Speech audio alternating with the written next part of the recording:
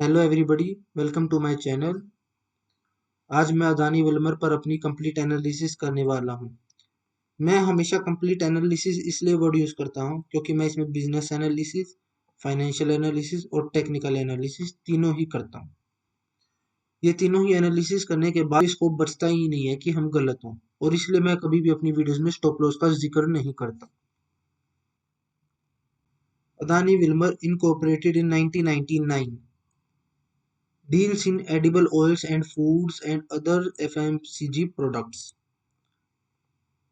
Company पिछले 25 साल से बिजनेस में है, तो कंपनी को बिजनेस तो करना ही आता है। अडानी विल्मर जो है वो एक जॉइंट वेंचर है अडानी और विल्मर ग्रुप के बीच में, जो कि एक सिंगापुर की एग्री बिजनेस ग्रुप कंपनी है। कंपनी जो है एडिबल ऑयल, फूड और अदर एफएमसीजी सेगमेंट में है, जो कि हमें पता ही है।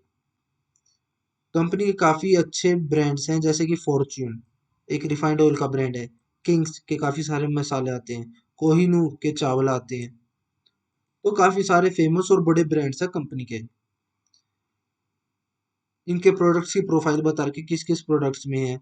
एडिबल ऑयल्स में है wheat, flour, pulses, rice, sugar, और कुछ इंडस्ट्रियल एसेंशियल्स में भी है, जैसे कि oleo chemicals, castor oil and its derivatives, de oiled cakes.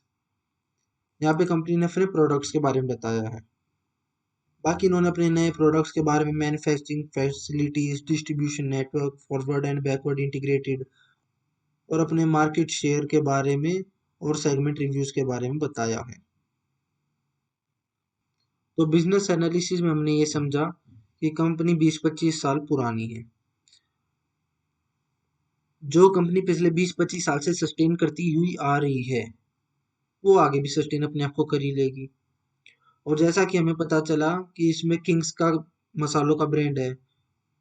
India तो वैसे भी फेमस है अपने मसालों को यूज करने के लिए। कोहिनूर के चावल, चावल का कंजप्शन भी इंडिया में दबके है। फॉर्चून, मैंने अपने नॉर्थ इंडिया में जितनी भी शादियों में जाता हूँ या घर पे भी पूरियाँ वगैरह बनती है, तो सिर्फ फॉर्चून रिफाइंड की ही बनती हुई देखी है। तो मेरे हिसाब से तो कंपनी के पास काफी अच्छे ब्रांडेड प्रोडक्ट्स हैं, जिनकी काफी ग्रोथ पोटेंशियल है आगे फ्यूचर में भी और अभी भी। और कंपनी जैसे कि पिछले 25 सालों से बिजनेस में है, तो कंपनी को बिजनेस तो आगे बढ़ाना आता ही है। बाकी तो हमारे अडानी जी की कंपनी ही है ये। कंपनी का मार्केट कैपिटलाइजेशन 43,663 करोड़ का है। स्टॉक का पी अभी 316 का दिखाई दे रहा है। मैं इस पॉइंट पे थोड़ा सा टाइम लेना चाहूंगा, ध्यान से इस पॉइंट को समझिएगा। अगर हम इसके पीयर्स का पी देखें, तो जैसे मैरिको है 44 का पी, पतंजलि है 60 का पी, तो इन कंपनी को 50, 60, 70 पी ही ठीक लगता है। पर क्या 316 का पी सेटिस्फाइंग होगा? नहीं, क्योंकि कंपनी ने अपने पिछले काफी क्वार्टर्स में 79 करोड़ का लॉस, फिर 131 करोड़ का लॉस, इतना लॉस दिखाया है, तो पी तो इतना ज्यादा होना ही था। पर जैसा कि अब कंपनी वापस रिवाइव करके अपने 201 करोड़ के प्रॉफिट को लाई है। पिछले कुछ टाइम में डॉलर भी इंक्रीज हुआ था, जो रॉ मटेरियल बाहर से परचेज करते हैं वो भी इंक्रीज हो चुका था, और इंडनबर्ग की रिपोर्ट की वजह से वैसे भी इनको काफी ज्यादा परेशानी में चल रहे थे। पर जैसा कि अब कंपनी वापस अपने ट्रैक पर आ चुकी है, जो कि इसका हमेशा रहता था 200 करोड़, 200 करोड़, 200 करोड़, 200 करोड़, 200 करोड़। कंपनी अगर अगले 4 क्वार्टर तक 200 करोड़ प्रॉफिट कर लेती है, जो कि ये कर भी लेंगे, जैसा कि आप सभी जानते हैं कि इनके बारे में कहा जाता है कि ये मोदी जी के दोस्त हैं। तो इलेक्शन में इन्फ्लेशन बढ़ी हुई ना दिखे, इसलिए इन सबके रॉ मटेरियल्स के कॉस्ट प्राइस को कट डाउन करवा के इनको नेट लॉस दिलवाया गया है, जो कि इलेक्शन जीतने के बाद इनको वापस दुगना रिकवर भी करवा देंगी सरकार। तो 200 करोड़ अगर 4 क्वार्टर तक भी आता है, तो वो होता है 800 करोड़। और अगर 43,663 करोड़ को हम 800 करोड़ से डिवाइड करते हैं, तो कंपनी का पी निकल के आता है 54.5 का। और कंपनी के पीएस का हमने पी देखा 44 का, 60 का, तो ये कोई ज्यादा पी नहीं होगा। ये सिर्फ जो भी क्वार्टर में नेट लॉस दिखाए है ना, उसकी वजह से ये 316 का पी दिखाई दे रहा है, पर ये 316 का पी है नहीं। इसी को देख के लोग इस स्टॉक से डर रहे हैं और इससे पीछे भाग रहे हैं। एनालिसिस आगे करते हैं। ROC 15% डिसेंट है। कंपनी का एक भी शेयर प्लेज नहीं है। डेट टू इक्विटी रेशियो 0.48, थोड़ी सी ज्यादा है पर बहुत ज्यादा भी नहीं है।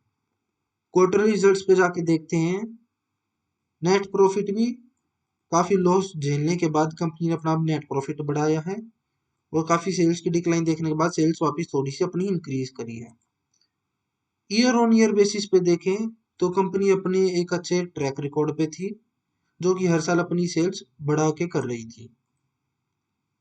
इस साल काफी दिक्कतों के चलते हुए कंपनी थोड़ा सा सेल्स में डिक्लाइन आया। नेट प्रॉफिट भी कंपनी अपना हर साल बढ़ा रही थी, जो कि इस साल 85 करोड़ दिखाई दे रहा है।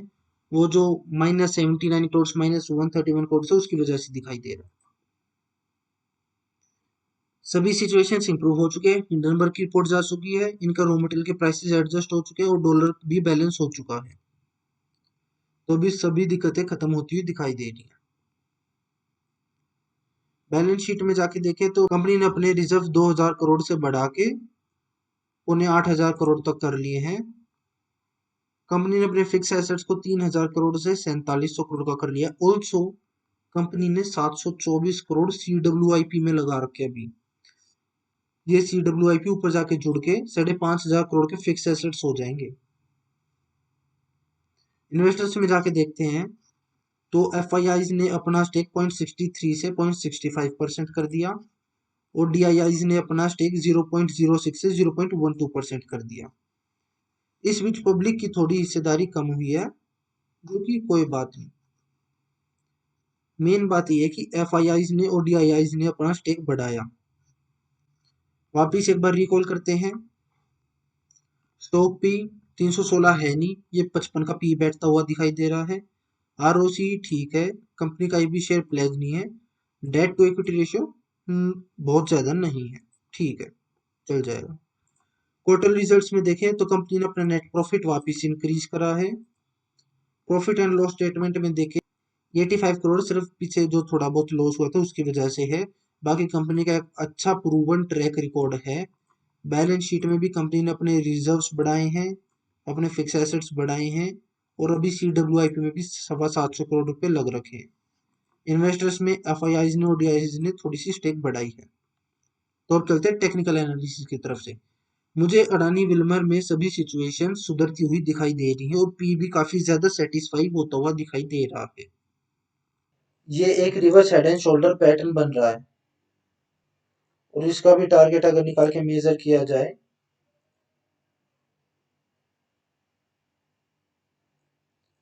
तो ये निकल के आ रहा ऑलमोस्ट 689। और अगर आज यहाँ बाय करके वहां सेल किया जाए तो हाँ, ये 100% गेन की एक अपॉर्चुनिटी दिखाई दे रही है। जिस स्टॉक में मेजोरिटी ऑफ लोगों ने पैसा खोया था, मैं वहां 100% पैसा बनाने की बात कर रहा हूँ, और 100% बनाने के लिए मैंने आप सभी को काफी सारे रीजंस भी दिए। कंपनी का काफी अच्छा प्रूवन ट्रैक रिकॉर्ड है। और आपको क्या लगता है कि स्टॉक ऐसे गिरा रहेगा, अडानी जी इसके लिए कुछ भी नहीं करेंगे? मेरा काम था आप सभी को समझाना, बाकी आप सब अपनी समझ के हिसाब से ट्रेड करेंगे।